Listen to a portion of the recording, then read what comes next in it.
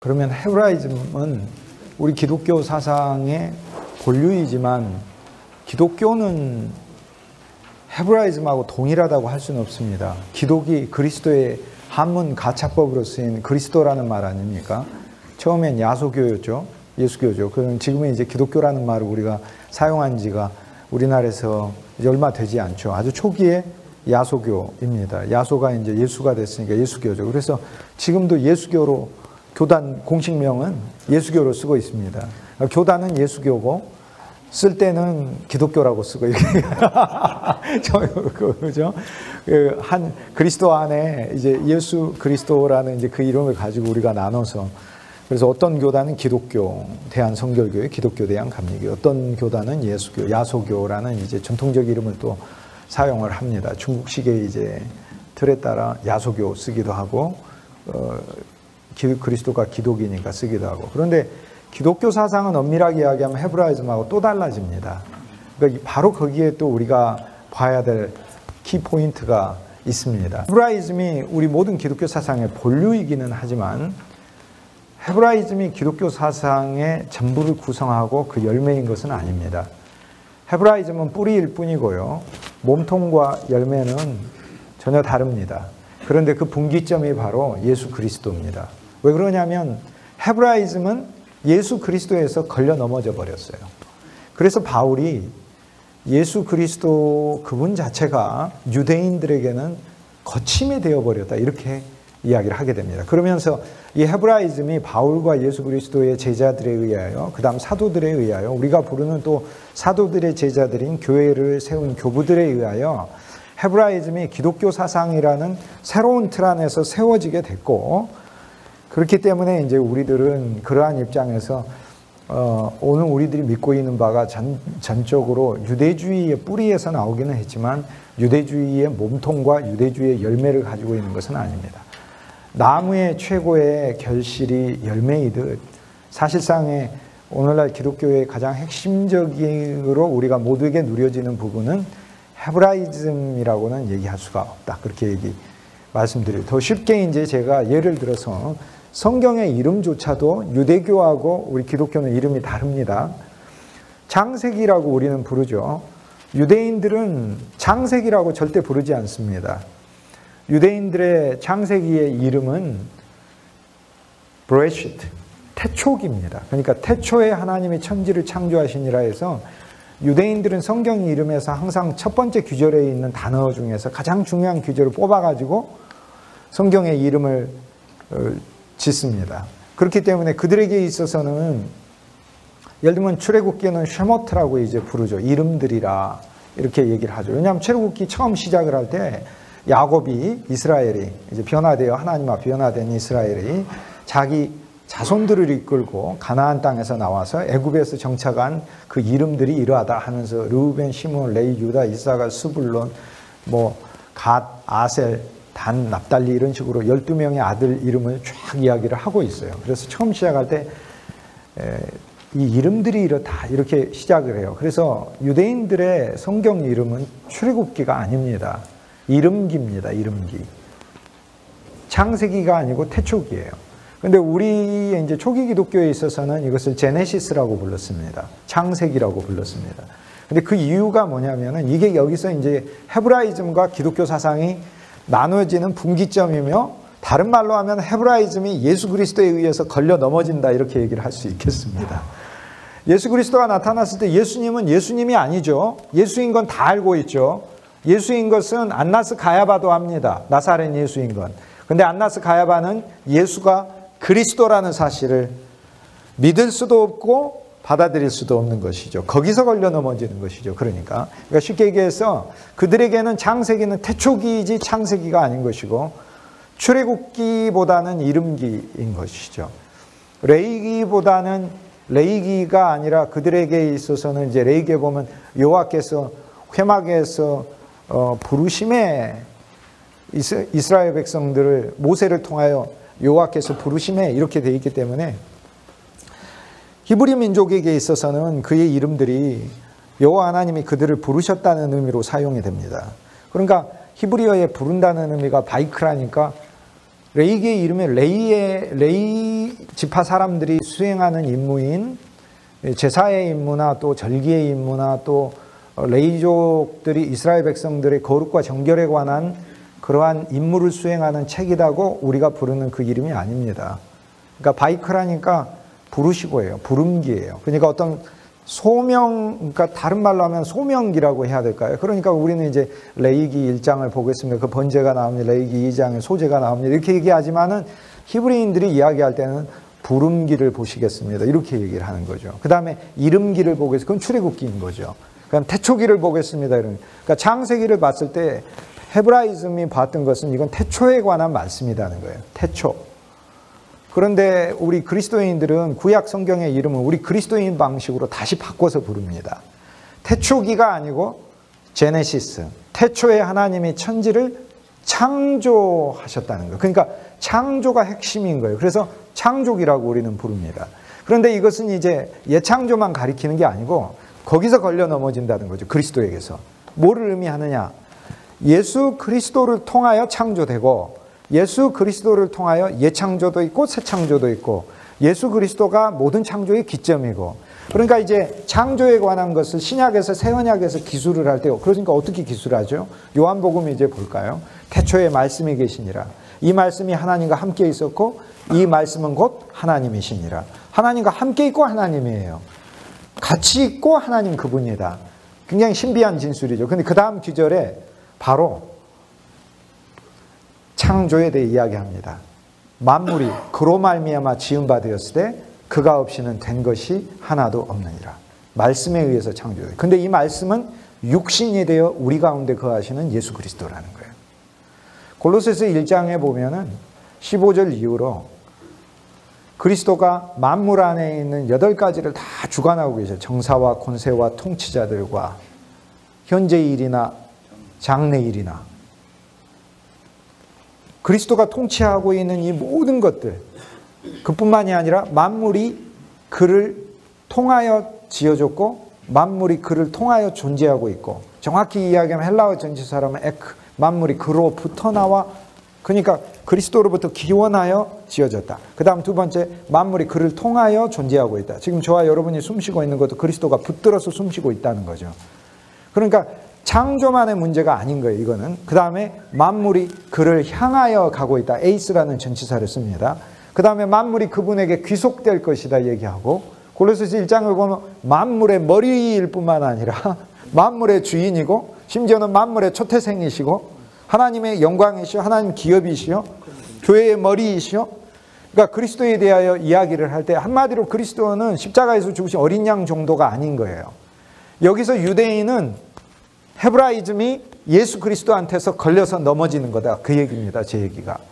그렇기 때문에 헤브라이즘은 그리스도를 만나서 사실 그리스도가 헤브라이즘의 성취인데 유대인들은 예수 그리스도가 헤브라이즘의 성취라는 것을 받아들일 수가 없는 거예요. 그래서 창세기의 이름은 그러므로 우리 그리스도인들에게는 창세기가 되는 거죠. 태초에 관한 이야기가 아니야. 이거는 예수 그리스도를 통하여 하나님이 세상을 만드신 말씀을 통하여 만드셨고 그 말씀이 육신이 되어 우리 가운데 거하신 분이 그리스도다. 이렇게 그래서 사실 이름조차도 새롭게 다 지어집니다. 이름들조차도요. 이 헤브라이즘의 결국에 가장 총체가 원래 헤브라이즘에 있어서는 메시아 사상이 있습니다. 오실 그이를 기다리는 거죠. 그래서 오실 그이를 언제까지나 기다리고 그 오실 그이가 모든 것을 해결하는 거예요. 이스라엘이 여러 면에서 이스라엘의 모든 문제는 오실 그이가 다 처리하시게 돼 있는 거예요. 예를 들어 지금 가시적으로 지금 속박 아래 있잖아요. 이 속박을 이스라엘의 힘으로 못 벗어나요. 힘이 없으니까. 그러니까 누군가가 와야 해요. 메시아가 와야 하는 거죠. 그래서 메시아가 구출해줘야 하는 겁니다. 그렇기 때문에 헤브라이즘 사상에서 메시아를 기다리는 겁니다. 그리고 그렇기 때문에 헤브라이즘 사상의 가장 핵심적인 것은 구세주가 와야 한다는 사실이에요. 이거는 그러면 우리 기독교하고 같은 거죠. 그런데 예수 그리스도에게서 걸려 넘어진다 그거예요. 그 메시아가 예수 그리스도라고 안 믿으니까. 그런데 이제 믿지 못하는 가장 이제 여러 가지 요인들이 있기는 하지만은 첫째는 그들이 원한 게 육체적인 메시아를 원하는 거죠. 물질적인 이스라엘 왕국을 세워줘야 되는데 예수님이 오셔서 물질적인 이스라엘 왕국을 세운 게 아니었거든요. 그분이 세우신 왕국은 하늘에 속한 보이지 않는 왕국이에요. 그런데 유대인의 눈에는 그것이 엉뚱한 소리로 들리는 거고 오늘 우리 그리스도인들에게는 그것이 엉뚱한 게 아니라 그것이 실제 세계라는 거예요. 그 영적일 뿐만 아니라 실제라는 거예요. 예수님이 세운 건 영적 왕국만 세우신 게 아니에요. 예수님 세운 왕국은 실제 왕국을 세우셨어요. 진짜로 예수님은. 그게 우리 기독교의 시각입니다. 그것이 이 구약 성경 전체를 바라보고 구약뿐만 아니라 새 언약의 관점에서 신약이라는 것을 쓸 때 초대교회가 보았던 거예요. 그러니까 유대인은 예수 그리스도한테서 넘어질 수밖에 없어요. 그 다음 유대인이 두 번째 넘어지는 건 십자가에서 넘어집니다. 그렇기 때문에 바울이 십자가는 유대인에게는 거침이 되는 거예요. 어떻게 메시아가 죽어? 메시아가 죽는다는 건 있을 수 없는 거예요. 메시아가 와가지고 메시아가 앞장서가지고 메시아의 적대자들을 밟아야 되는데 어떻게 메시아가 로마 군인한테 죽고 어떻게 메시아가 저렇게 연약할 수가 있지? 그래서 십자가가 저들에게는 거침이 된다. 그러나 이제 십자가를 통해서 하나님이 보여주고자 한 온 인류의 죄를 짊어지시는 그리고 죄를 짊어지실 뿐만 아니라 십자가 안에서 나무에 매어 달려서 저주를 끝내시고 십자가에 못 박히심으로 우리를 종결하시고 온 인류의 구속의 제물이 되는 그 하나님의 지혜를 그리스도 안에서 못 보기 때문에 그 헤브라이즘은 결국에 예수 그리스도에게서 넘어진다 이렇게 얘기를 할 수가 있습니다. 이것이 이제 굳이 이야기를 하자면 헤브라이즘과 우리 기독교의 분기점이다 이렇게 얘기를 할 수 있습니다. 자, 다른 말로 하면 가끔 유대인의 교육을 많이 배우자 이렇게 얘기하는데 유대인의 교육에 필수적인 헤브라이즘적 요소는 배울 요소가 참으로 많은데요. 근데 엄밀하게 이야기하면 기독교적인 예수 그리스도 안에서 그분의 영원한 생명 안에서 우리가 배울 수 있는 영적인 또 영적인 게 아니라 그 실제적인 거라고 그랬습니다. 제가 말씀드린 거. 영적이라는 표현을 좋은 말 같지만 우리가 너무 어떤 한 세계에 고립된 것으로 생각할까 봐 진짜 예수님은 우리한테 진짜 실제 그 자체이시니까. 그러니까 사실 그리스도 안에서 그리스도가 가르치신 교육은 유대인 교육을 뛰어넘는 겁니다. 결국 유대인 교육에 없는 게 십자가입니다. 하나님의 지혜로 내가 높아지는 것이죠. 또 한 면을 하나님께 영광을 돌린다고 하지만 십자가가 없습니다. 그러나 기독교는 그 십자가를 통과하며 그 십자가를 통해서 나의 종결이 있고 내 꿈도 끝나고 내 정욕도 끝나고 내 욕심도 끝나고 나도 끝나고 세상도 끝나고 갈라디아서 2장 20절엔 내가 끝나죠. 내가 그리스도 예수와 함께 십자가에 못 박혔고 갈라디아서 4장 24절엔 내 정과 욕심이 끝나죠. 초등학문도 못 박히고 갈라디아서 6장 14절에는 나만 못 박힌 게 아니라 세상도 거기 못 박히죠. 그거 다 끝나버렸다는 거죠. 근데 그게 없는 거죠. 그러니까 헤브라이즘에는 사실상에 십자가가 숨어 있는데 그 십자가를 예수 그리스도 안에서 안 보려고 하죠. 헤브라이즘은 십자가가 곳곳에 숨어 레위기에 있는 5가지 제사가 실은 예수 그리스도의 십자가의 제사지 그게 짐승의 제사만 가리키는 것이 아니거든요. 그래서 사실 헤브라이즘의 본령이 예수 그리스도 안에서 성취됐다라는 것을 우리가 보면 이것은 포괄적으로 폭넓게 적용할 수 있습니다. 결국에 우리가 하나님의 교회에서 가르치는 교육은 그리스도가 십자가에서 보여준 능력이 있습니다. 십자가에서처럼 예수 그리스도가 온 세상에 어떤 인내의 능력을 십자가를 제외하고 볼 수 있습니까? 예수님이 자기 말을 안 듣는 그 제자들을 평소의 삶에서 많이 인내하셨죠. 온 세상의 수많은 사람들이 자기 고집과 자기 뜻대로 살 때 천하를 만드신 그리스도께서 범죄한 그 인간들을 보면서 그 즉시 언제든지 다 그들을 불로 소멸할 수 있음에도 불구하고 그분의 본성 자체가 사랑으로 오신 분이라 얼마나 인내하셔서 그런데 십자가에서 있는 특별한 인내죠. 자기를 조롱하는 자들 앞에서 인내하고 자기를 못 박는 자들 앞에서 인내하실 뿐만 아니라 그분은 사랑의 능력을 보여줬잖아요. 아버지여 저들을 용서하옵소서. 그러니까 십자가가 보여준 능력이라는 것은 엄청난 근데 그런 능력만이 아니라 예수 그리스도의 인성 안에 있는 능력만이 아니라 바울의 이야기로 하자면 그 십자가가 그리스도 예수를 통하여 저주를 끝내시고 십자가로 승리하시고 마귀의 권세를 없이하시고 사단의 머리를 밟으시고 그러니까 우리가 알지 못하는 어떤 거대한 우리들이 보지 못하는 우주적인 인간에 씌워진 모든 부정적인 것을 예수 그리스도가 십자가에서 이기신 그리스도의 보이지 않는 능력이 나타난 사건이다, 이렇게 얘기를 하는 거예요. 그런데 유대인은 이것을 알 수가 없는 거죠. 결국에 우리는 단순히 유대주의 교육으로만 가는 사람들이 아니라는 겁니다. 이게 초대교회에 있던 어떤 큰 핵심입니다. 예를 들면은 윤리를 기술할 때도 바울이 그렇게 기술을 하죠. 어떻게 기술합니까? 결혼 주례 많이 하시잖아요. 결혼 주례할 때 세상 사람들의 사장님들이 결혼 주례하고 일반 교수님들이 결혼 주례하고 올 때는 부부가 서로 이해하고 돕고 사랑하라고. 근데 바울 그렇게 얘기하지 않아요. 인간의 모든 윤리에는 그 윤리 중간에 반드시 그리스도가 있어요. 바울은 사람의 윤리에 대해서 이야기할 때 그리스도를 빼고 이야기한 적이 한 번도 없어요. 아내들이요, 남편에게 순종하기를 교회가 그리스도께 하듯 하고, 그죠? 교회가 그리스도를 위하여 자기 목숨을 내어주고 얼마나 헌신하고 그랬어요. 그런데 남편들아, 아내 사랑하기를 그리스도께서 교회를 사랑하시는 것처럼 하라. 그러면 진정한 참 남편이 되기 위해서는 나는 그냥 아내를 사랑해가지고는 기독교 남편은 아닌 거예요. 기독교 남편은 교회가 그리스도에 의해 어떻게 사랑받았는가를 그 안에 실제적으로 그리스도의 사랑을 깨달은 남편만이 아내를 그 사랑으로 사랑할 수 있는 거예요. 그런데 그리스도가 교회를 위하여 주신 사랑은 단순히 교회를 그분의 은혜와 능력을 베풀어서 먹고 살게만 해주시는 것이 아니라 당신 자신을 주심으로 당신 자신을 주심으로. 예를 들면은 가장 핵심적인 십자가의 사랑이 들어있는 거잖아요. 예수님이 남편에게 원하는 아내에 대한 사랑이 어떤 사랑입니까? 그러니까 하나님의 말씀을 통하여 아내를 위해 죽으라는 거예요.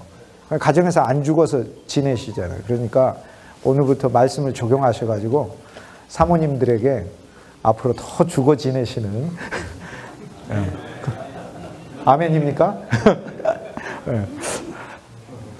그래서 목회 성공하신 분들을 많이 봤습니다. 제가 지금 보고 있고 그러는데 그게 실은 주님이에요. 그 아내들에게는 교회가 그리스도께 하듯 하라. 언제나 머리로 생각하고.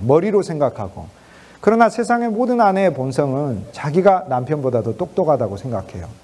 그것이 예수 그리스도를 만나 처리돼야 된다, 그 얘기예요. 그러니까 단순한 인간 윤리를 말하는 것이 절대 아닙니다.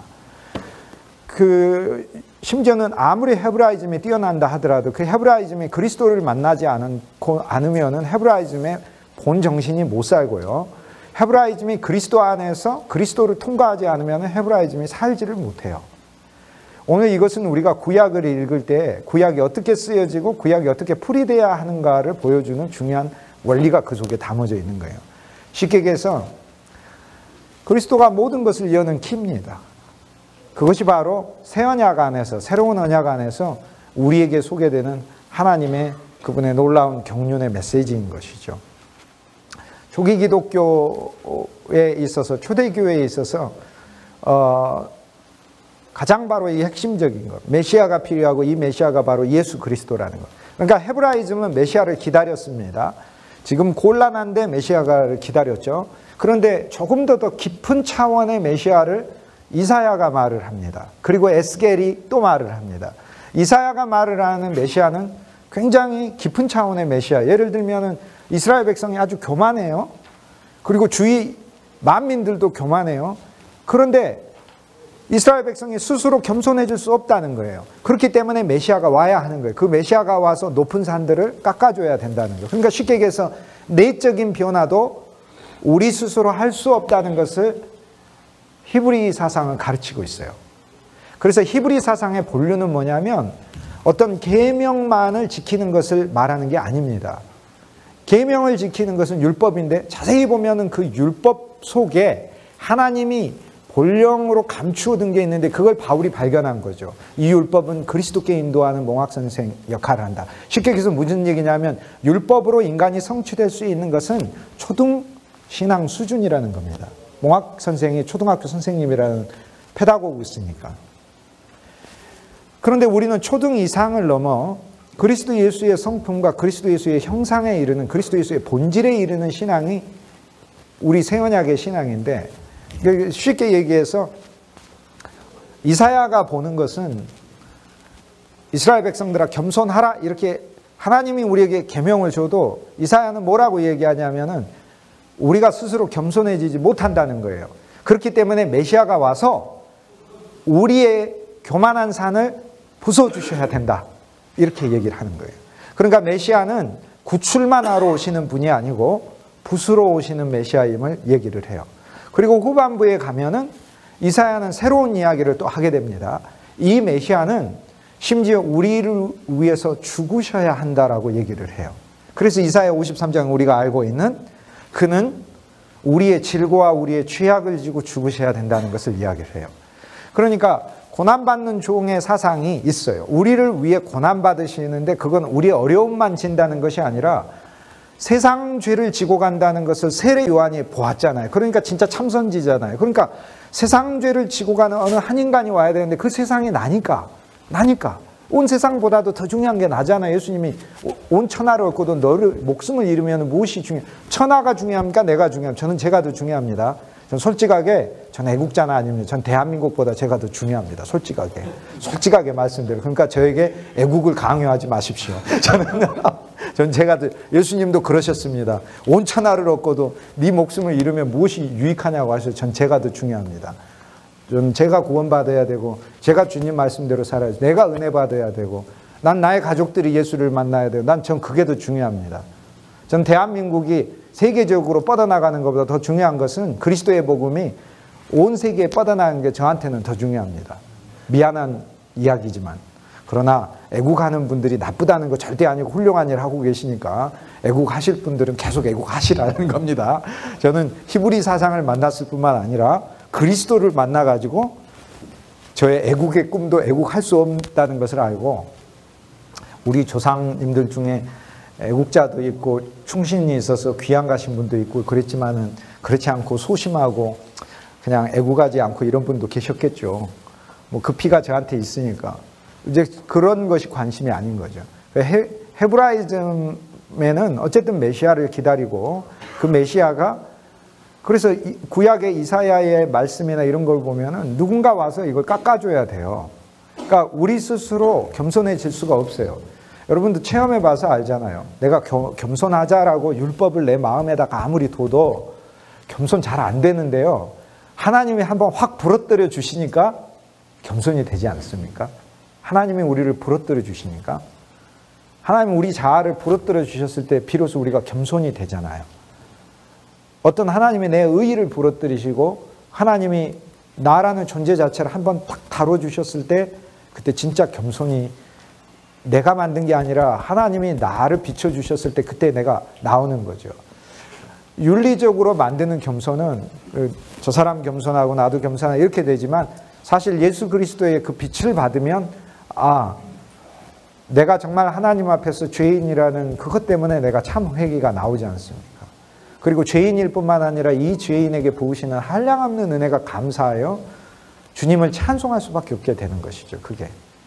그러니까 결국에 그것도 내가 할 수 없는 것이다라는 거예요. 헤브라이즘은 진정한 의미의 겸손, 진정한 의미의 회개도 메시아가 와서 시켜야 되는데 메시아가 메시아 사자를 먼저 보내가지고 해준다고 하셨으니까. 그래서 메시아 사자가 와가지고 회개에 대한 준비를 시켜놓는 거죠. 회개에 대한 준비를, 그래서 세례 요한처럼. 그리고 메시아가 와서 회개에 대한 모든 사역을 완성하시고 우리 속에 적용하시는 것이다.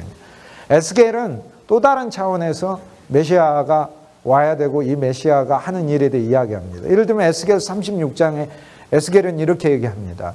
새 영을 준다고 합니다. 새 영을 준대요. 새 영을 줄 뿐만 아니라 새 계명을 준대요. 새 계명을 주고 새 계명뿐만 아니라 그분이 새 손가락이 되어 있어서 새 손가락으로 새 계명을 우리 안에 쓰여주고 새 영을 주어 새 영으로 새 계명을 지키게 한다고 얘기를 해요. 그래서 에스겔 36장과 예레미야 31장에 나오는 말씀들을 구약학자들은 구약 안에 신약이다 그렇게 하는데 성경의 모든 장이 다 신약과 구약이 같이 있는 거죠. 예언약과 새 언약이 다 같이 있는 거죠. 그래서 결국에 나라는 존재는 무언가 새 언약이 와야 되고 그 다음 새 영이 와야 된다는 거예요. 그런데 이거를 헤브라이즘은 인정을 하면서 그리스도가 오셔서 새 언약을 주시고 하나님과 쉽게 얘기해서 새로운 계약 관계로 우리를 초청하시고, 그리스도가 오셔서 우리 안에 새 영을 주시고 성령을 주시고, 그리스도가 오셔서 우리 안에 우리 마음속에 믿음을 써주시고 하나님께 순종하는 것을 써주신다는 것을 못 믿는다는 겁니다. 헤브라이즘은 결국에 거기서 넘어지는 것이죠. 그래서 이제 교부들은, 초대교회는 성서를 이해를 할 때 이것을 우리의 실존과 적용해서 이해를 하는데, 이것을 철학적인 언어로 다시 쓴 사람이 그게 케르케고르입니다. 현대에 있어서는. 쉽게 얘기해서 오늘날 우리가 예수 그리스도를 믿는다고 할 때 이 그리스도 예수가 나의 육적인 왕국을 성취해 주지 않으면 우리는 예수를 믿어도 그리스도를 인정하기 싫어하죠. 그렇게 된다는 거죠. 내가 원하는 육적 왕국이 있어요. 이스라엘 백성이 원하는 육적 왕국이 있어요. 로마를 쳐부시고 메시아가 황제돼야 되는 거예요. 그런데 어떻게 메시아가 로마군한테 붙잡혀서 죽냐는 거, 그걸 어떻게 믿냐는 거예요. 그런데 사도들이 전파한 것은 우리가 보이는 이 가시적 현상세계가 아니라 이 현상세계를 뛰어넘어 새로운 차원의 그분의 하늘의 왕국이 우리에게 임재하여 있고, 우리가 지금 그 세계 안에 있고, 지금 우리 존재 자체도 우리는 이제 땅에 속하지 않고 하늘에 속하고 새로운 영에 속한다는 그런 복음들을 이야기를 하니까 유대인들은 그걸 받아들이기가 어렵죠. 그런데 메시아 사상의 근본적으로 믿음도 그분이 주신다고 얘기를 하기 때문에 바울은 어쨌든 여기라고 우리에게 권면을 했고, 6장 11절에 죄에 대하여 죽은 것으로 여기고 하나님께 대하여는 산 자로 여기라고 했으니까 내 차원에서는 어쨌든 날마다 여겨야 하는 거죠. 그리스도와 함께 죽었다. 내 안에 하나님의 영이 사신다. 내가 성령 충만하다. 나는 하나님의 자녀이다. 구속함을 받은 사람이다. 나는 하나님이 구원해 주셔서 광명한 비단에 있다. 하나님이 나와 내 가정을 구원하셨을 뿐만 아니라 축복하셨고 영원한 기업을 주셨고 그분 안에 그분이 베푸시는 놀라운 풍성 안에 내 인생을 인도하고 계신다. 여기라고 했고, 나에게 이 여김을 그리스도가 와서 믿음으로 바꿔준다고 하는 게 그게 예수 그리스도에 대한 이해입니다. 초대교회가 가졌던. 이것이 바로 이제 성서를 보는 관점이죠. 아침 시간에 했던 성취의 문제가 결국에 우리 기독교는 이것이 예수 그리스도라는 한 인격 안에서 일어났다라고 믿는 겁니다. 그런데 이것이 과거형으로 2000년 전에 일어났다라고 믿는 것이 아니고, 오늘 내가 새로운 하나님 앞에 또 다른 존재로서 이렇게 우리 각자가 다 살아가는 우리 인생에 그리스도가 오셔서 구약을 적용하시고 신약을 우리 삶에 그대로 적용하시고 사는, 나는 이 영원하신 하나님의 말씀이 영원한 현재로 나에게 내 인생 차원에 와서 만나주는 말씀으로, 쉽게 얘기해서 그 안에 등장하는 모든 인물이 나요. 납니다. 나. 아우구스투스도 나고 티베리우스도 나고 고레뇨도 납니다. 실은 내가 내 왕국을 만들려고 하는 아우구스투스처럼 살았다가 그리스도를 만나 그리스도에게 그 자리를 드린 거고, 어떨 때는 정말 주님이 나를 부르뜨려 주기 전까지는 바로처럼 끝까지 완악하게 버텼고, 그분의 인자하심하고 내 고집스러움하고 둘이 같이 내기와 대결도 벌여봤고, 그러나 우리가 다 부러졌잖아요. 그게 얼마나 축복이고 감사합니까? 근데 그분이 부러뜨렸다는 거죠. 얼마나 감사해요. 한 면에서 내가 주님을 구주라고 부르지만 내 믿음의 실제가 내 안에 진짜 조성되는 것은 그분이 일해 주셔야 된다 라고 히브라이즘에서 그리스도로 이렇게 전환하는 신앙을 안에다 적용하는 것이라는 거죠. 이게 초대교회가 가졌던 신앙 해석입니다. 흔히 초대교회가 이제 성경을 바라볼 때 사중으로 이제 성경을 늘 바라봤어요. 사중으로. 그러다가 이제 사중으로 이렇게 기계적으로 하자고 하니까 기계적으로 사중으로 하다가 사중의 뜻도 어렵고 그러다 보니까 마틴 루터가 그러지 마라. 하나님의 영은 우리에게 기계적으로 우리 인간에 의해서 풀이되는 것이 아니라 하나님의 영이 우리에게 주는 현재적 메시지가 있으니까 거기 집중하자 해서 사중 해석을 통합적 해석으로 바꿔놓습니다. 그런데 사실 사중 해석을 루터가 안 하는 게 아니고 통합적이라는 이야기는 사실 누군가가 통합해서 말을 한다고 하는 이야기는 그 속에 다 들어있다는 이야기죠. 그래서 초대교회가 이제 성서를 사중 해석을 할 때 예를 들어서 아브라함이 이삭을 바친 이야기가 있어요. 그러면 아브라함이 이삭을 바친 이야기가 있으면 첫 번째 이야기는 아브라함이 믿음의 사람이었구나. 그거를 우리에게 가르쳐 준다는 거예요. 옛날에 아브라함이 있었네. 아브라함의 믿음의 사람이었네. 아브라함으로부터 출발을 했네. 이것이 성경이 우리에게 가장 먼저 알려주는 첫 번째 메시지라는 거예요. 이 첫 번째 메시지를 통해 우리는 믿음의 한 인물을 만나는 거예요. 이게 초대교회가 성경을 봤던 첫 번째 해석의 가장 중요한 메시지예요. 아, 믿음의 인물을 우리는 본 거예요. 내가 좋아하고 따를 수 있는 믿음의 인물이고. 두 번째는 도덕적 해석이라고 부르는 도덕적 해석은 그 속에서 내가 아브라함에게서 배울 점을 찾는 거예요. 아브라함이 뭘 배웠어요? 하나님의 말씀을 듣자마자 신속했죠. 또 긍정적인 것만 배우는 게 아니에요. 아브라함의 인생에 아무런 흠이 없었다 그러면 우리는 아브라함 이야기를 읽으면서 절망할 수밖에 없어요.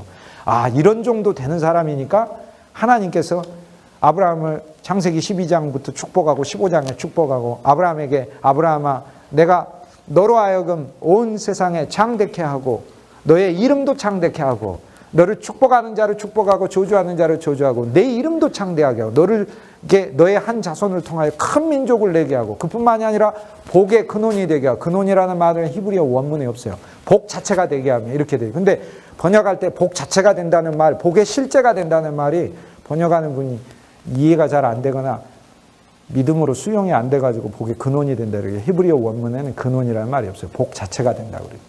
복 자체가 돼 있으니까 누구든지 아브라함을 만나면 복을 만나는 거고 아브라함 만지면 복을 만지는 거예요. 얼마나 놀라워요. 근원이라는 말하고 벌써 틀려요. 근원이면 뭐가 새나가야 하는 것이지만 복 자체이기 때문에 제가 복 자체라면 누군가가 저 만나면 복 만난 거죠. 누군가가 저하고 친하면 복하고 친한 거고 누군가가 저를 만지면 복을 만진 거예요. 이게 하나님의 아브라함에 주신 거예요. 그런데 동네 사람들 정도만 복 받는다가 아니라 천하 만민이라고 하셨으니 온 세상 사람 얼마나 놀라워요 이게. 근데 아브라함이 정말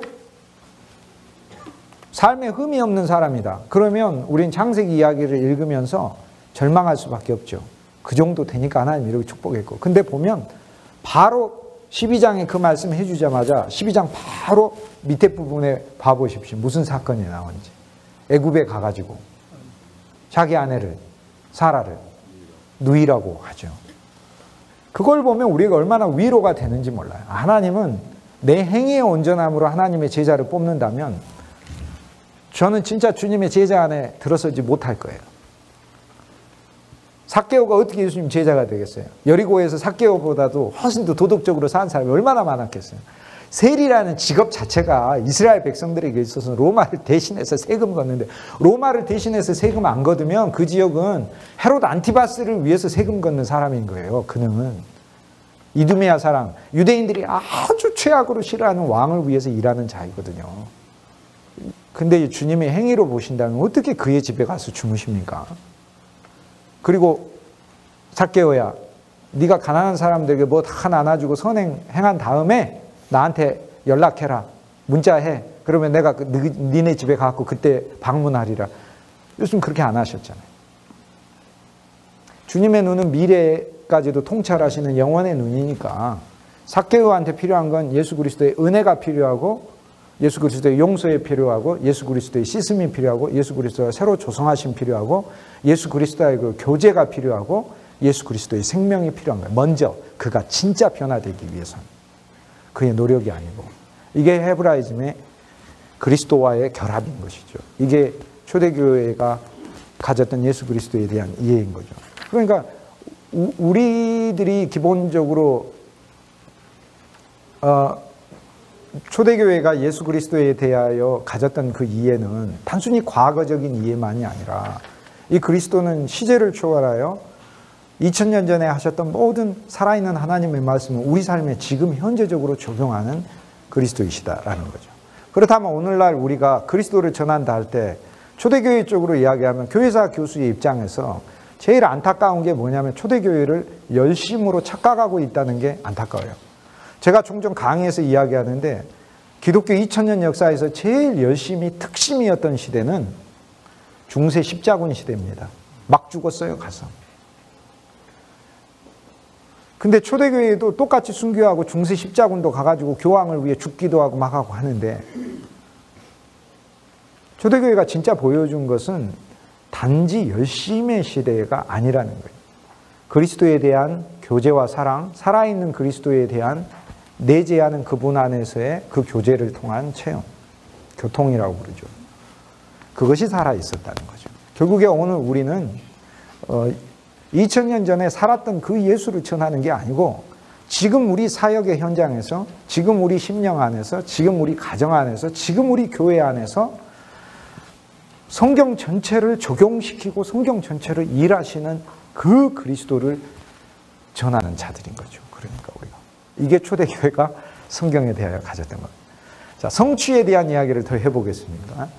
초대교회가 가졌던 것은 그리스도 예수를 통하여 다 성취됐다고 보는 겁니다. 구약의 사람들은 특히 구약에서 이제 그 육신적 율법이 아니라 하나님의 영원한 경륜을 보았던 믿음의 사람들, 쉽게 얘기해서 히브리서 11장에 나오는 사람들은 헤브라이즘은 뭐냐면 제가 왕이라고 해보죠. 그럼 내가 왕이 진짜 왕이 아니라는 거예요. 나는 왕을 대신해서 어떤 사람, 우리가 대리자예요. 여러분 대리자라는 말 아시잖아요. 그 대리자는 진짜 실제가 있어서 그 순간 대리하는 것일 뿐인 거예요. 나도 어느 날 하나님이 내 나라 그럼 내놓고 간다는 것을 가지고 있는 거예요. 그러니까 이것을 뭐 영원 무궁토록 내 가문 대대로 하기 위해서 욕심부리고 뭐하고 그러는 것도 사실 의미가 없는 거예요. 대리이기 때문에. 바로 그 의미를 더 이제 적용하면 메시아가 와서 이것을 성취한다는 겁니다. 자, 다른 말로 얘기를 하겠습니다.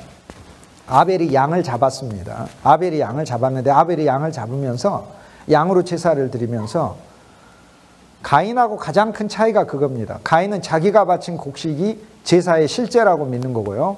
아벨은 양을 바치면서 그걸 히브리서 기자가 얘기하는 믿음으로 양을 바쳤다는 그 믿음이 헤브라이즘의 믿음이요. 헤브라이즘의 믿음은 메시아를 기다리는 믿음이에요.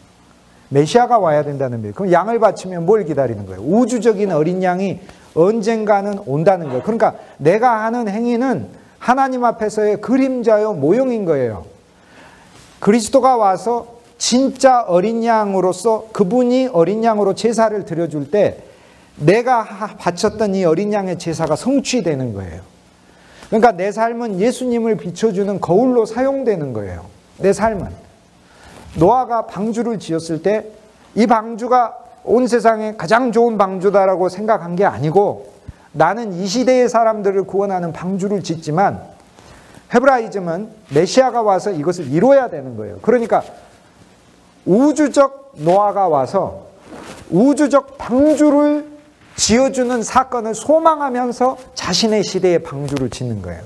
그러니까 모두 다 자기가 그림자라고 생각하고 시간 속에서 살다가 노아는 그 시대 속에서 수천 년 전에 죽었겠지만 영원 세계 안에서 히브리서 기자가 뭐라고 해요? 그들은 멀리서 서서 보고 자기들이 행했던 그것이 성취되기를 믿음 안에서 미래에 이루어질 일들을 그 약속을 미리 보고 기뻐하고 즐거워하였다. 이렇게 얘기를 하는 거죠. 아브라함이 장막 안에 살면서 뭐라고 얘기하냐면 나의 장막이 하나님과 교제하는 거지만 우주적으로 하나님이 직접 와서 이 땅 안에 장막을 피심해. 요한복음 1장에 그분이 우리에게 와서 장막을 피심해. 그 우주적인 장막이 펴지는 그 사건을 통해 많은 이들이 이방인들이 그리스도를 모르지만 그리스도가 직접 그들에게 가서 장막을 피심으로 이제 그리스도 안으로 들어갈 수 있는 그 사건을 소망하며 일생 동안 장막을 쳤다는 거죠. 그러면 모세가 출애굽을 해가지고 성막을 만들면서 하나님이 보여준 식양대로니까 하나님이 보여준 것이 실제고 모세가 만든 것은 모형인 거죠. 그러면 모세는 성막을 만들면서 뭐라고 생각하고 만들겠습니까? 진짜 헤브라이즘은 그리스도를 기다리는 헤브라이즘은 내가 만드는 이 성막은 무너질 수도 있고 쇠할 수도 있고 뺏길 수도 있고 그래요. 실제로 다 뺏겨버려요. 그 안에 있는 것들. 나중에 있는 기물들 예루살렘 성전 안에 빛이 되고 바벨론의 느부갓네살이 와서 다 뺏어가고 스룹바벨이 와가지고 다시 다 갖춰놔요. 언약궤만 빼고 언약궤는 없어요. 언약궤는 어디다가 감췄는지 오랫동안 신비를 해서 언약궤. 그 대신 금등대고 뭐고 다 만들어놔요. 그런데 예루살렘 폼페이우스 그 바로 100년 이전에 안티오쿠스 에피파네스가 시리아 왕이 쳐들어왔을 때 성전 안에 있는 금 다 털어가요. 금 다 털어가요. 안 내놓으면 다 사람들 죽인다고 하니까 성전에 오랫동안 평생 동안 살았던 제사장이 시리아 왕들이 올 때마다 성전 비밀리에 있었던 금을 털어가요. 요세푸스의 기록에 보면 성전에 있는 큰 기둥 안에 엄청난 금으로 된 빔을 숨겨뒀다는 거예요. 빔. 그거를 한 제사장이 알고 있었어요. 그거를 뽑아가지고 줬다는 거예요. 대신. 무너뜨리지 않고 훼손하지 않는 조건으로.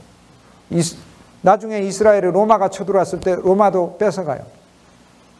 나중엔 전부 다 금 벗겨서 가져가 버리고 멸망시켜버리고 부숴버리고 그렇게 되는 거예요. 모세가 성막을 지으면서 언젠가 그리스도가 와서 우주적인 참성막을 지을 것이다 라는 믿음 아래서 성막을 지은 거예요. 헤브라이즘은 그리스도 예수가 와서 성취돼야 되는 거죠.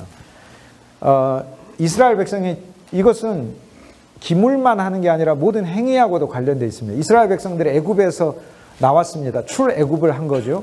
호세아 11장 1절에 보면은 내 아들을 애굽에서 불러내었다라는 말씀이 있어요. 그런데 이 말씀은 과거의 사건인 것 같은데, 과거에 이스라엘 백성을 출애굽시킨 것 같은데, 이스라엘 백성들은 백성 이제 전체 자체가 예수 그리스도에 대한 모델인 거예요. 그러니까 그들의 삶은 언젠가 예수님이 와서 하실 삶에 대한 모형인 거예요, 모형. 그러니까 예수님이 와서 진짜 출애굽을 시키시는 사건을 하시는 거예요. 그분의 온 33년간의 순종과 십자가의 구속과 부활의 새 생명의 역사를 통하여 온 인류를 구원하시는 새로운 출애굽을 그분이 성취하시는 거예요. 그러니까 이스라엘은 출애굽을 하면서 엄밀히 이야기하면 모세는 이렇게 생각하는 겁니다. 우리 백성이 육신적 출애굽을 하지만 언젠가 이 육신적 출애굽이 메시아의 생애에서 일어난다는 거예요.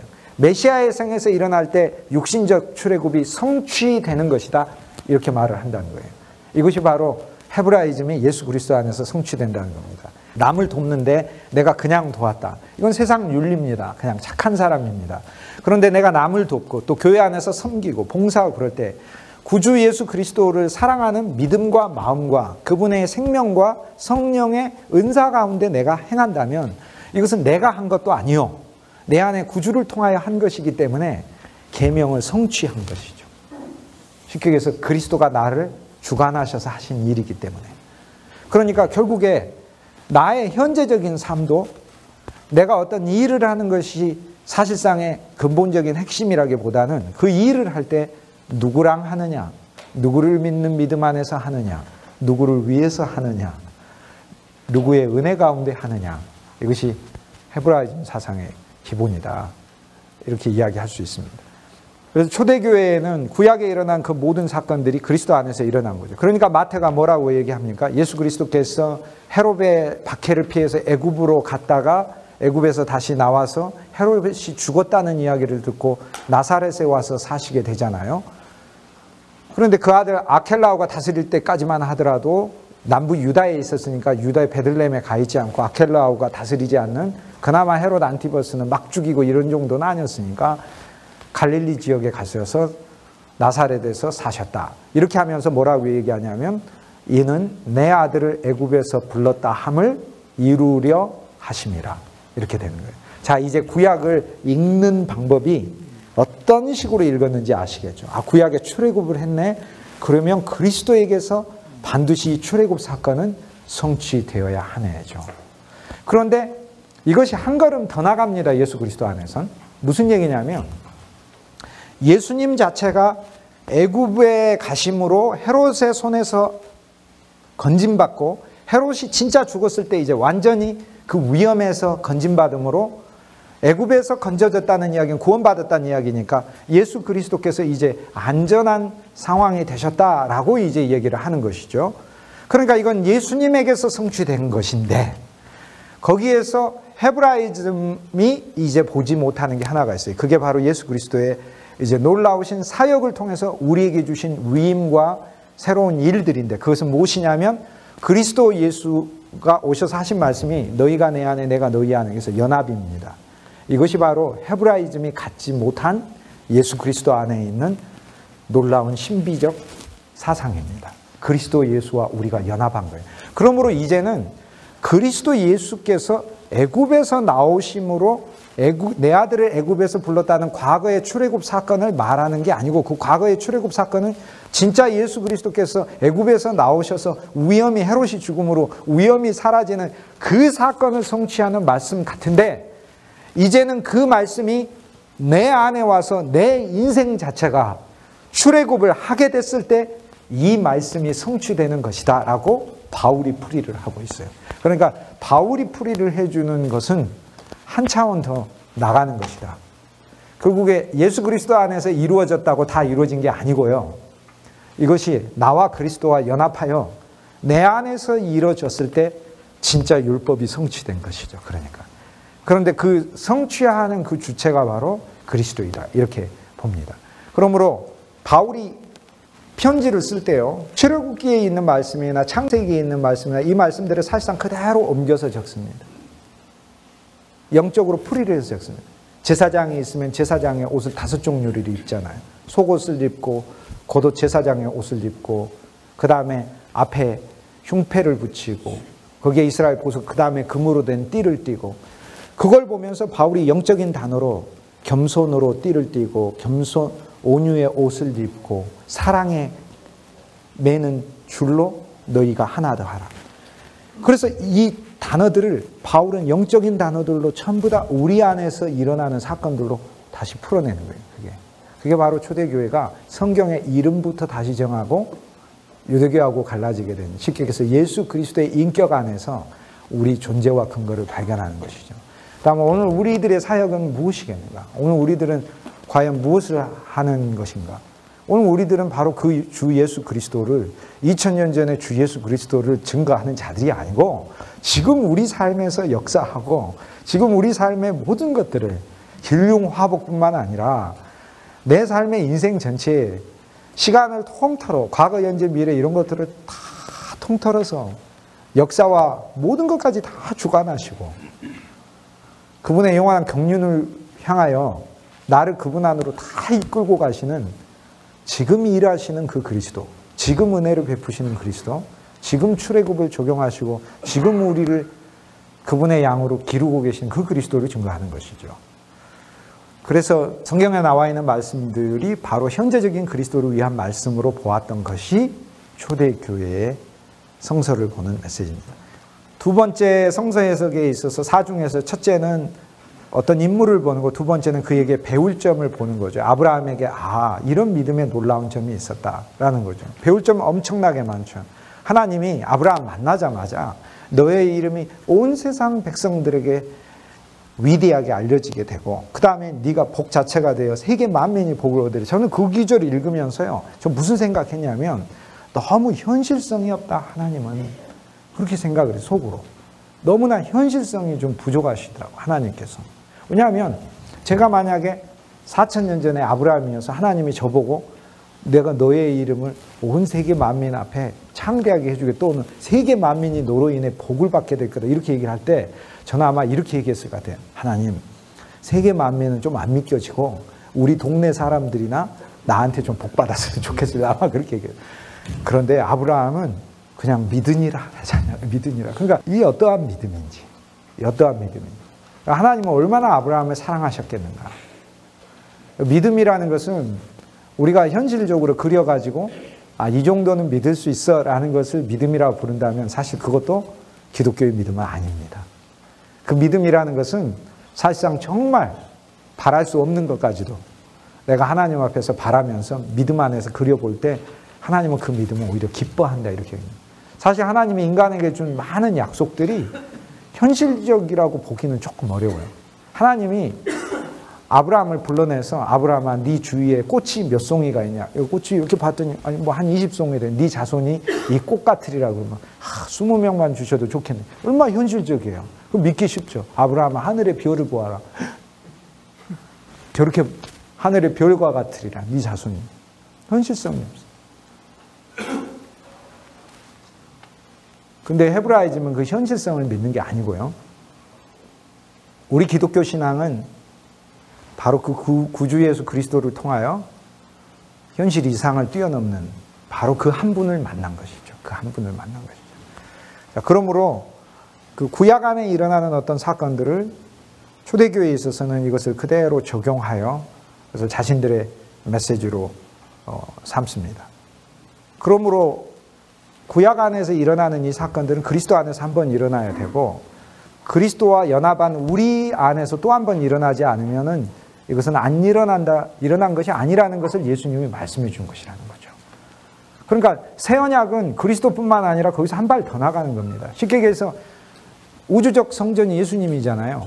그런데 예수님이 왔을 때 우주적 성전이 완성된 것 같은데 우주적 성전이 구약의 관점에서는 예수님이 오므로 완성됐어요. 그런데 예수님은 와서 새로 시작하시는 거예요. 그러면서 새 언약을 새로 시작하면서 나 혼자서 우주적 몸이라고 완성되는 게 아니라 나를 믿는 모든 자들이 그리스도의 몸으로 지어질 때 진짜 내 우주적 성전이 완성된다라고 하면서 새롭게 새 언약을 시작하신다는 거죠. 그렇기 때문에 이제는 예수님이 단순히 왔다고 해가지고 성취하는 게 아니고 우리가 주님의 일에 참여하여 하고 있는 모든 일들이 바로 그리스도 그분의 정말로 완성을 시키는 일들에 참여되고 있는 것이다.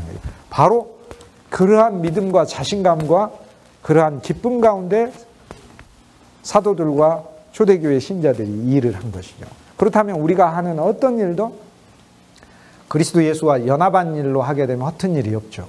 자, 그러므로 이제는 우리가 출애굽의 성막을 보았으면 그리스도라는 참성막이 왔고 이제 그리스도라는 참성막에서 끝난 게 아니라 주님이 우리하고 연합하셔가지고 이제는 그리스도라는 참성막이 마치 구약의 성막처럼 우리 안에서 지어지기를 바라시기 때문에 오늘 우리들이 사역하고 우리들이 그리스도의 몸을 주님의 생명을 통하여 지어 나갈 때마다 율법을 완성시키고 있는 겁니다.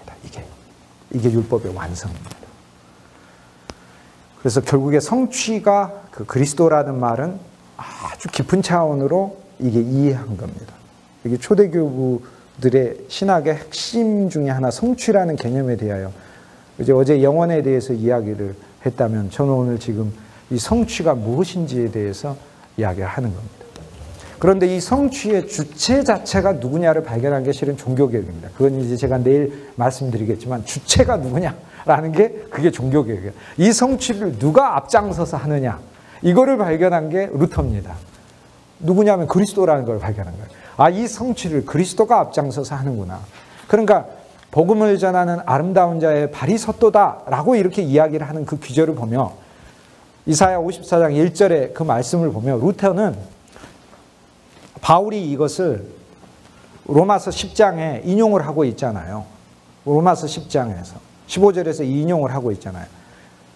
바울이 인용하는 것을 루터가 읽을 때 내가 사역하고 있는 이 현장에 가장 먼저 선 발은 내 발이 아니라 그리스도의 발이 서 있다 라고 믿는 거예요. 이게 그러니까 그 주체를 발견한 거예요. 야, 지금 내가 복음 전하는 우리 교회에, 지금 내가 주님을 믿고 있는 내 가정에, 지금 내가 사역하고 있는 내 일터에, 그곳에 가장 먼저 서 있는 발은 그리스도의 발이 서 있구나. 왜? 그분이 전하셔서 우리가 복음을 받은 것이지 내가 주님보다 먼저 앞서서 복음을 전한 것이 아닐까. 그러니까 그리스도가 먼저 전하시는구나 라는 것을 루터가 읽어낸. 그래서 이제 주체를 읽어낸 것을 종교개혁이다 이렇게 부릅니다. 그러니까 헤브라이즘의 내재적 적용이 그리스도 예수와 통합되어 더 한 차원 더 나갔다 이렇게 얘기를 할 수 있죠. 구약에 있던 어떤 제물들이 있다면, 예를 들어 레위기에 5가지 제사가 있다면 신약의 사도들과 사도들의 교부는 그 5가지 제사가 그리스도 예수 안에서 한 번 단번에 들이심으로 5가지 제사의 효능을 우리가 다 갖는다고 보는 겁니다.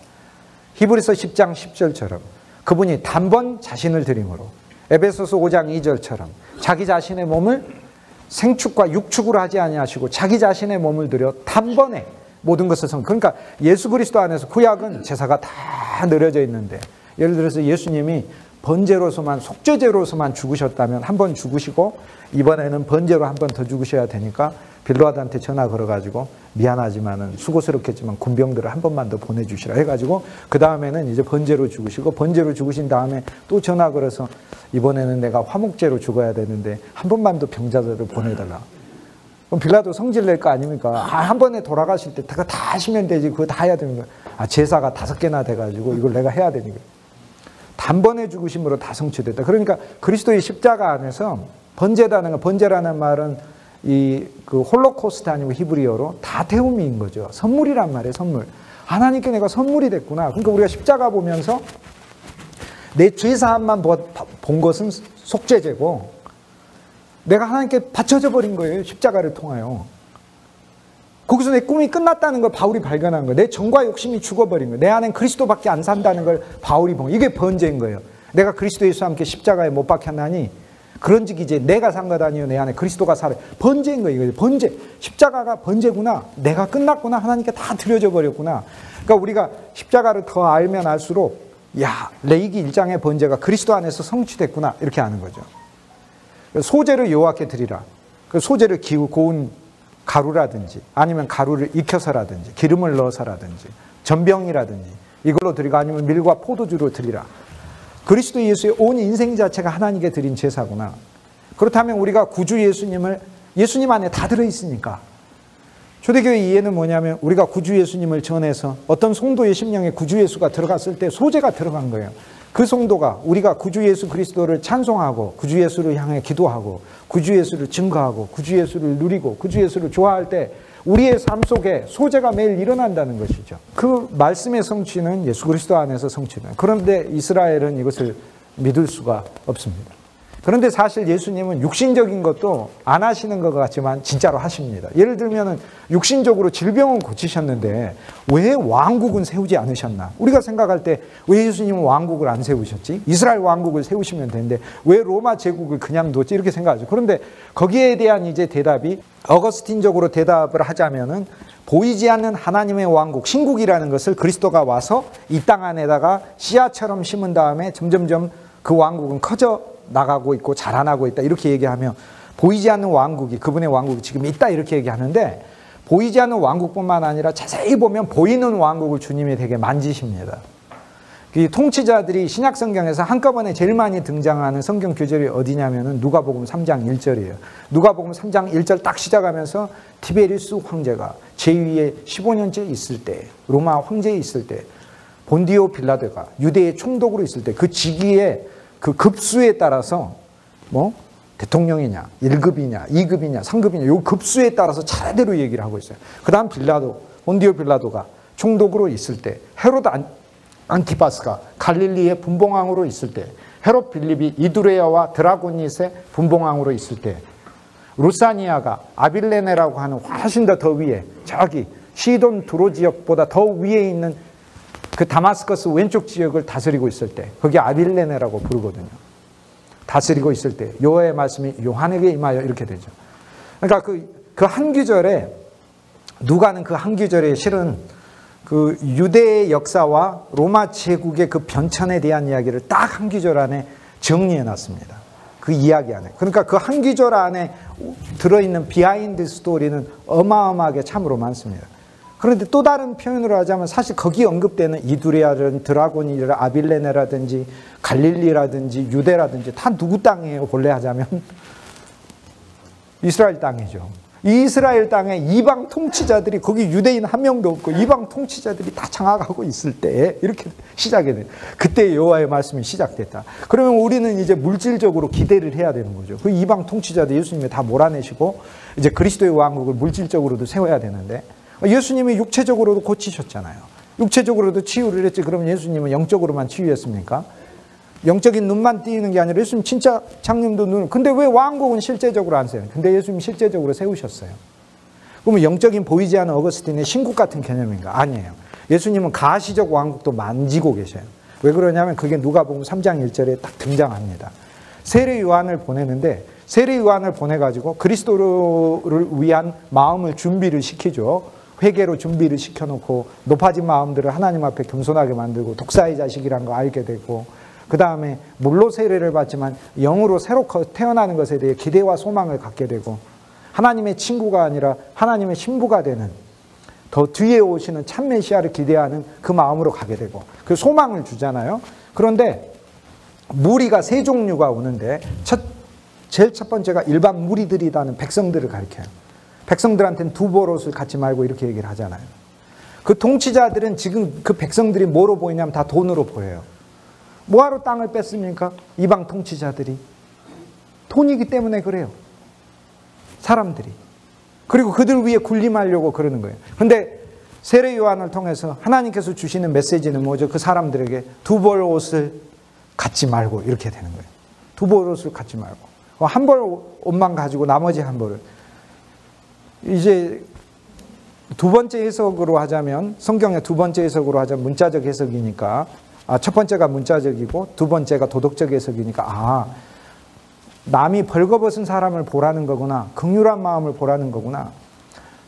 외적이 침공해가지고 다스리고 그 다음에 외국의 통치자들이 자기가 군주인 것처럼 다스린 그 쪼개진 이스라엘 땅, 다윗의 왕국이 다 이방 통치자들이 쪼개져 있는 거 누가복음 3장 1절 딱 얘기하는데, 그때의 사람들이 긍휼한 마음이 듭니까? 나 먹고 살기도 하고 누가 뺏어갈지도 모르는데 옷 한 벌이라도 더 챙겨놓죠. 그런데 두 벌 옷을 갖지 말고 뭐를 가져? 마음의 긍휼이죠. 마음의 긍휼. 그 다음 두 번째 세리들이 오죠. 그 다음 세 번째 군병이 옵니다. 백성과 세리와 군병은 통치자들에게 가장 중요한 세 가지 대상이에요. 예수님은 이들을 만져요. 세리들한테 뭐라고 얘기해요? 너희들이 거둬야 할 것 이상의 것을 걷지 마라 하면서 그 왕국조차도 하나님은 만지고 계시는 거예요. 군인들한테 뭐라고 해요? 이 군인들을 통해 그 왕국이 유지되고 침공하고 그러는 거예요. 그런데 군인들은 너희들이 가진 힘을 가지고 사람들의 것을 강탈하지 말고 위협하지 말고. 그리고 자세히 보세요. 예수님께서는 가시적 왕국조차도 그 안에 소속된 사람들을 바꾸고 계시는 거예요. 그래서 진짜 새로운 하나님의 나라가 가시적으로도 세워지게끔 그리스도는 일하고 계시는 거예요. 그러니까 보이지 않는 왕국만 주시는 것이 아니라 보이는 왕국까지도 예수님은 진짜 만지고 계신다라는 것을 우리는 알 수 있는 거죠. 결국에 그리스도 예수의 그분의 사역은 보이지 않는 사역만이 있는 것이 아니라 보이는 우리의 문제까지도 주님은 거기서 바꾸고 있는 걸 압니다. 세 번째 해석은 은유적 해석이라고 합니다. 초대교회는. 은유적 해석은 그 안에 들어있는 하나님의 그 숨겨진 비밀의 해석들을 우리가 본다는 거죠. 예를 들면 제가 기왕에 누가복음 3장 나와서 누가복음 3장 얘기를 하겠는데, 사람들에게 두 벌 옷을 갖지 말라 했을 때 도덕적으로는 옷 없는 사람을 볼 줄 알아야 한다. 서로 없고 힘든 시기에, 식민 지배 시기에 내 것 챙기기도 힘들 때 그게 아니라 하나님의 말씀이 임하여서 요한에게만 임할 뿐 아니라 요한에게 임한 말씀은 회중에게 임하면서 더 긍휼한 마음을 갖는 게 하나님의 사람이 내게 왕국의 시민으로 준비되는 것이다 라고 얘기를 하지 않습니까? 그런데 은유적 해석은 뭘 이야기하냐면 그 두 벌 옷이라는 그 옷의 단어가 일하는 옷을 가리킵니다. 그러니까 누군가를 섬기는 것을 말을 해요. 그러므로 요한이 두 벌 옷을 갖지 말라고 했을 때 두 주인을 갖지 말라라고 초대교부들은 해석합니다. 그러므로 그리스도를 향해서 준비되는 회개의 심령은 내가 세상도 섬기고 하나님도 섬기고 이런 마음이 만약 있다면 두 주인을 섬기게 아니라 이제 한 명의 주인만 섬기겠다는 마음으로 준비되라 라고 이게 세 번째 은유적 해석입니다. 그 다음에 세리들에게는 너희가 받아야 할 것 외에는 취하지 말라 이렇게 말씀하시는데, 받아야 할 것이 뭐예요? 그러면 우리는 마태처럼 세상의 이득을 취하기 위하여 세상의 정확한 계산을 하고 더 얻기 위하여 삭개오처럼 마태처럼 하다가 그리스도 예수를 만나서 이제 주님의 성전과 주님의 나라에 세금을 바치는 세리로 우리는 가죠. 우리는 진짜 한 면에서 다 우리는 목자들이고 목회자들이고 또 섬기는 자들이고 하지만 한 면에 다 우리는 세리들이죠. 영적인 세리죠. 어떤 세리죠? 많은 사람들에게 이스라엘에게 태어난 첫 장자는 반드시 하나님의 성전에 세계를 바쳐야 할지니라는 영적 세계를 바치도록 물질적으로도 주님을 위해 받은 게 있으면 헌금하게 하고 그 다음에 자기 시간과 재능이 하나님이 주신 거 있으면 그거를 하나님의 성전에 내놓게 하는 우리는 진짜 한 면에서 세리들인 거예요. 그러니까 너희가 받아야 될 것, 거둬야 될 것, 이것은 하나님께 받아야 될 것을 얘기한다는 거죠. 군인들에게는 뭐라고? 우리가 복음의 군병들이에요. 그러니까 우리가 주님으로부터 받은 이 능력들을 사람들에게 함부로 폭력적으로 무력적으로 하는 그런 복음의 군병이 돼서는 안 된다 이렇게 얘기를 해요. 기독교가 힘이 있지만 기독교가 보여줄 힘은 인자한 언어와 행실로, 인자한 언어와 행실로 우리 그리스도는 항상 그렇게 해야 돼. 그게 어쩔 수 없어요. 우리 직장에서 그럼 그리스도인이 인자한 언어와 행실로 할 때 전도가 되지, 그러면은 사사건건 이 일할 때마다 성도가 그럼 옆 사람하고 싸우고 자기 거 챙기고 그럼 무슨 전도가 되겠어요? 전도가 안 되는 것이 그게. 복음의 군병은 하나님이 준 네게 준 그 권세를 함부로. 이게 이제 세 번째죠. 그 다음 네 번째는 아나고기칼이라는 해석인데, 이 해석은 신비적 해석이라고 그러는데, 사실 이 단어를 많은 사람들이 이해를 못하기 때문에 초대교회 해석에 대해서 오해를 하는데, 사실 이거 뭘 가리키냐면, 어떤 하나님의 말씀을 읽었을 때 그 말씀이 나한테 확 주는, 하나님의 성령이 주는, 나한테 레마로 다가오는 그 말씀의 뜻을 아나고기칼, 신비적 해석이라고 불러요. 그러니까 너 지렁이 같으냐고, 이건 분명히 야곱한테 준 얘기지만, 우리가 그 성경을 읽으면서, 그 귀절을 읽으면서 이 귀절이 나한테 탁 다가오는 거예요. 그러니까 이게 바로 하나님의 말씀에 살아있는 그 체험 안으로 내가 들어가는 그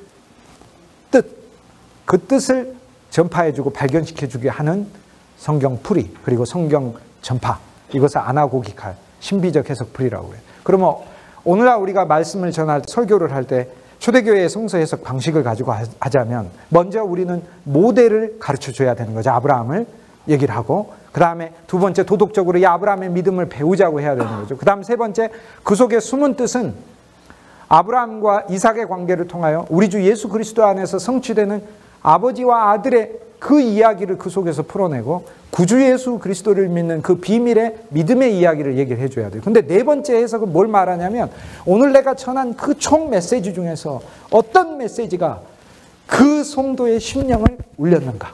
오늘 내가 별의별 걸 다 이야기를 했는데 어떤 딱 한마디가 우리 마음을 움직이는가. 이것이 하나님 내 말씀 안에 살아있게 해 주십시오 라고 믿고, 그리고 그것을 찾아서 군데군데 말씀을 전하는 요소에다가 놓았을 때, 우리들은 이미 그런 체험들을 했지 않습니까?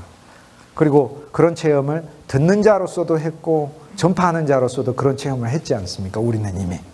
실은 핵심 주제는 그거였는데, 정작 성도의 심령을 울린 것은 내가 핵심 주제가 아니라 주변 주제로서 사용한 어떤 예화가 사람의 성도를. 그래서 실제로 우리 마음 안에 역사하는 하나님의 영이 전하는 자의 이성과 전하는 자의 논리를 초월하여 그 듣는 자의 심령 속에다가 풀어다 주는 뜻을 미스테리, 신비, 하나님의 신비, 신비적 해석이라는 게 막 그런 게 뜻을 하는 게 아니라 이렇게 부릅니다. 그래서 초대교회는 이 사중의 해석을 그리스도 예수 안에서 했다, 이렇게 이야기할 수 있습니다. 헤롯 안티바스는 이제 세례 요한의 목을 베었는데, 세례 요한이 가가지고 헤롯 안티바스, 원래 헤롯의 이제 아들 헤롯 안티바스는 아버지 100%가 이제 들어있는데, 잔인함도 들어있지만은 아버지의 특질 중에 아주 문란함이 들어있어서, 그래서 그 아브라함은 7명의 아들이 있었는데, 이렇게 이제 찬송이, 주일학교 찬송이 있잖아요. 아브라함 7명 아들 아닌데 찬송, 주일학교 복음성가가 그렇게 돼가지고 저 그렇게 배웠어요. 그 중에 하나 기가 크고요, 나머지는 작대요. 이렇게 아브라함의 아들이 7명이 아닌데 그두라를 통해서도 아들이 많이 낳고, 또 이스마엘을 통해 가지고도 아들이 낳고, 또 12 자손도 많이 나왔는데 재밌게 불렀습니다. 근데 헤롯은 9명의 아내가 있었잖아요. 빌립이란 이름을 가진 아들이 헤롯에게 두 아들이 있어요. 헤롯 빌립 1세, 헤롯 빌립 2세, 이렇게 빌립이 2명이 있어요. 그런데 땅을 차지하지 못한 헤롯 빌립이 있어요. 누가복음 3장에 나오는 이두레와 드라고닛을 다스린 헤롯 빌립 말고 땅을 못 차지하고, 진짜 그 헤롯의 성품 중에 우유부단하고 전혀 할 줄 몰라. 아버지가 하도 무서우니까 어떤 아들은 주눅이 들어가지고 뭐만 알면 아버지가 나 죽일지도 모른다 이렇게 해가지고 정말 아무것도 못하고 벌벌벌벌 이렇게 떨게 돼 있어요. 목사님들 중에서 너무 우리 아이들이 막 바르게만 자라야 된다 이렇게 해가지고, 제가 학교에서 보다 보면은 참으로 좋은 목사님들이 자기 자녀들을 보내는데 그 마음속에 되게 움츠러듦이 있어요. 자녀들도 부담이 있죠. 내가 목회자의 자녀로 내가 교회 안에서 모범적으로 해야 된다 이런 것이 있으니까, 보통 자기들 안에 막 놀고 싶은 기질도 있는데 또 한 면에서 이게 제한되어 있고 하니까 상처들이 있어요. 그거를 만져주셔야 돼요. 뭐 안 만지시면은 우리 호서대학교 보내세요. 제가 다 만져줘서 아주 훌륭한 하나님의 종으로, 복음의 군병이요 세리로 바꿔놓습니다. 제가 아주 그렇게 다 만져줘서 자랑스럽고 기쁘고, 하나님의 일을 위하여 쓰임받고 그 집안 자체가 그렇게 이용된다는 게 얼마나 감사한지 그 자부심으로 가득 차게 바꿔놓습니다. 학문과 영성과 지성의 대가 끊기지 않고 수원노회가 계속해서 그리스도를 알아가는 지식에서 더 깊어지길 제가 기도하고 있습니다. 요즘 그런데 마침내 이 세미나에 오게 돼가지고 그래서 오셔서 하고 싶은 거 마음껏 공부하셔요.